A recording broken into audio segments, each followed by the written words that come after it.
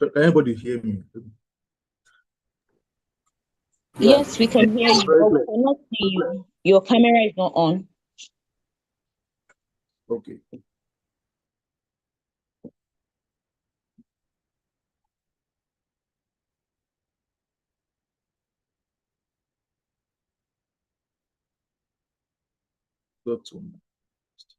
All right. So talking on the introduction to DevOps, what is infrastructure as code? Importance of infrastructure as code in DevOps, Terraform overview, Terraform architecture and workflow, CI/CD integration, and then we'll be looking at the real-world use cases, challenges, best practices, and the conclusions. So, introduction to DevOps, right? So, first of all, we'll look at DevOps. DevOps combines development and operations, right?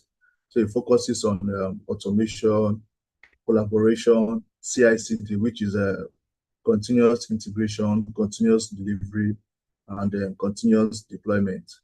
So, and then improves deployment speed and reliability. Infrastructure automation is a core DevOps pillar, right? Which is why this particular topic is very important. I will talk of DevOps, talking about the development team, the operation team, right? So is widely used in a different field. So what is infrastructure as code? Infrastructure as code means managing infrastructure using code instead of manual setup. You know, just imagine you are in for an interview or something, or you've gotten the job and then you asked to create servers and then you are logging into AWS or Azure or something. You know, they'll sense something is not really right because they expect you to do this and to automate this, right? So it has to do with provisioning servers, network, storage automatically, version control like application code, right? Ensuring repeatability and consistency. So what this means is that, like I said earlier, when you want to provision your server, you just have to do it automatically, right? It's not really ideal to start opening your AWS, putting in your password, doing the authentication, and then creating VPC. Then later you start doing your EC2 instance or anything that has to do with your infrastructure.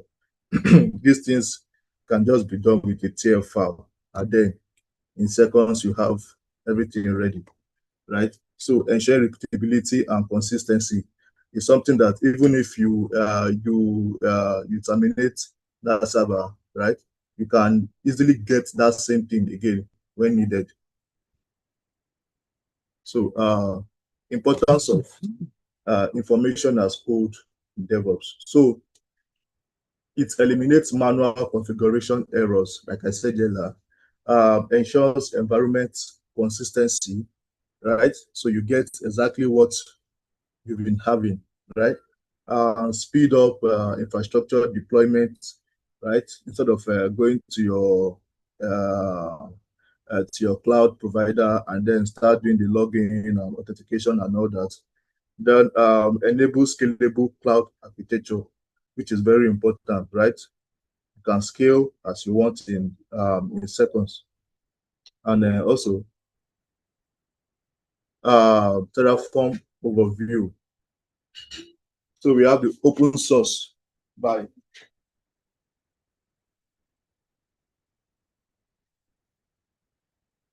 open source tool by HashiCorp. Terraform is an open source tool by HashiCorp, right? And it's a declarative language, ACL. Oh, the opposite of declarative is actually declarative language like a ACL, which is a HashiCorp configuration language. It's an is an imperative language or procedural approach, right?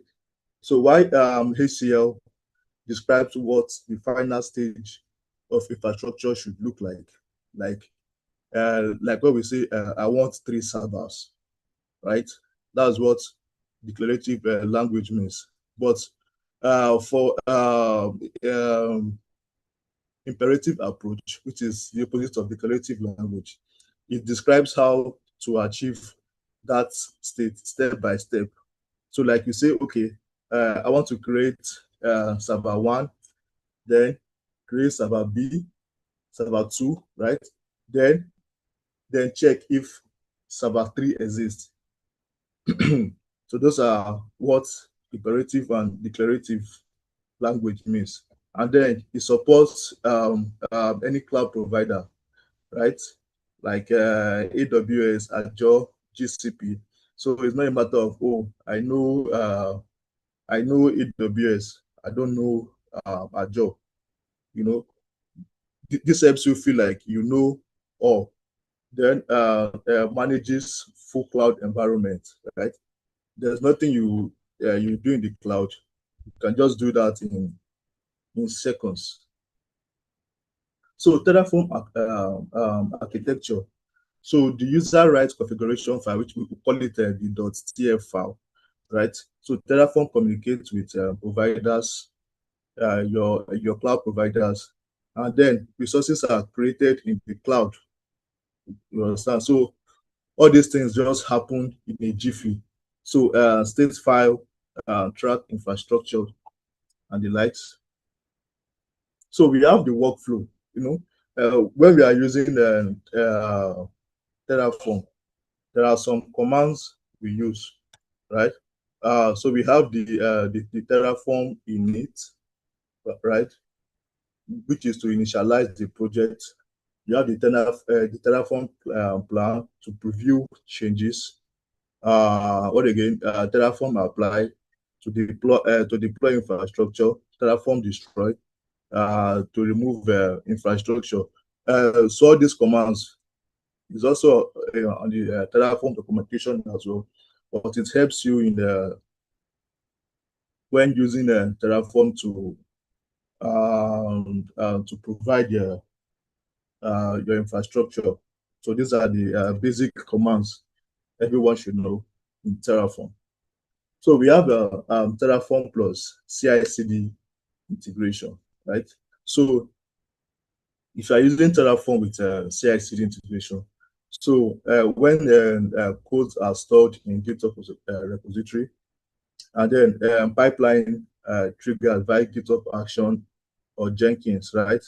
Any of the CI/CD tools you want to use, and then automated Terraform plan and apply, right? So it enables continuous infrastructure deployment, right? This is more like the what we call advanced or best practice, right? And then the real world use case. So when you are like being told to deploy production ready web server, create VPC, subnet, EC2, RDS, which is the database, load balancer, secure with all this, and then this thing you can just do all this in minutes. Imagine if you are doing all this manually. You know how much time it's going to take, right? But using your Terraform now, you can do this in minutes, right? In 2 or 3 minutes, you're done. Instead of creating your VPC subnet and all that, Terraform eliminates time wastage. So as a professional, it's advisable that that we learn to practice this, right? It's not gone at those days we do things manually. Yeah, we go to our cloud providers, and then we are just clicking things here and there. So we have some challenges with Terraform. Like, when you have many good things, maybe one or two blocker here and there. So we have state file management complexity, right? So Terraform keeps the state file, that's the terraform.tf, that maps your configuration in real infrastructure like AWS, right? So the problem is that if the state is lost or corrupted, right, Terraform can't track the resources, right? And then manual edits can break infrastructure. Multiple people running the Terraform locally causes conflict, right? Large state file becomes slow and hard to manage. So what this implicates is that there'll be duplicate of resources that may be created, right? Resources may be destroyed accidentally, right? So there may be drifts between Astra infrastructure and the Terraform state, right? So to curb this, what the best practice is to use remote state backend, that's your S3, right? Plus your Dynamo DB locking, right? So you enable state locking. You use a separate state file per environment, right? Environment, I mean dev, staging, production, right? And never manually edit unless absolutely necessary, right? So when you have your state file, it's not something you just go and just do it, because you might forget you've changed something. So unless it's very necessary, you can keep track of. The next I have is handling secret securely. So what does it mean? So Terraform needs your secrets, like, right, like your API key, your database password, SSH key, your access key, and all that, right? So the problem in this is that secrets are stored in plain text, right? So state file exposure, and then at coding secrets in Git is dangerous, right? Which is not ideal. So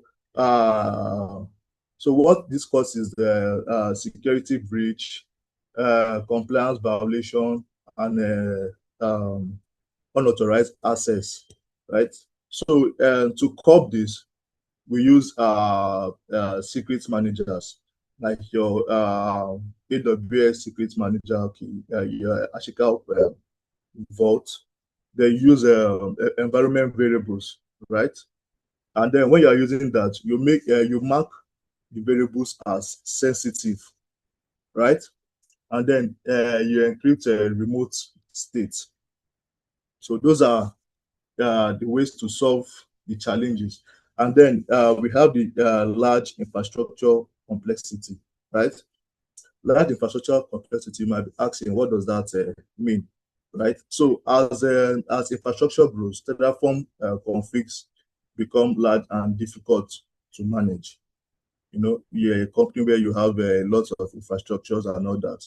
So there'll be too many resources in one project, right? Complex dependencies between resources, hard to debug errors, long execution time, right? Where you do Terraform apply, right? So this causes slower deployment, difficult onboarding for new engineers, and then increase risks of breaking production, right? So, like I said, if there are problems, there will definitely be a solution to it, right? So to curb this large infrastructure complexity as well, so you break into modules, right? You have your this thing your states in modules, right? Then you use a layered architecture. You can apply changes incrementally, right? This is also ideal. Then we have team collaboration issues, right? So team collaboration issues, multiple engineers working on the same, right? If you're having let's say you're not the only one that's the developer or the engineer in that organization, so you can have multiple engineers working on that same infrastructure. So two people run Terraform apply at the same time, so there'll be conflict, right? Still file inconsistency, code conflict, and then lack of standardization, right? So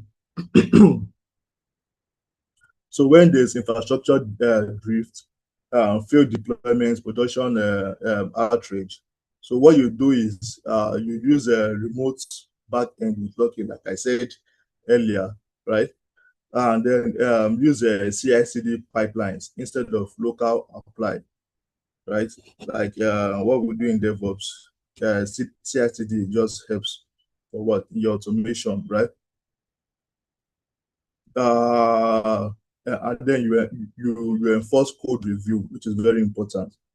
You can implement naming conventions and then standards, right? So when you use things like you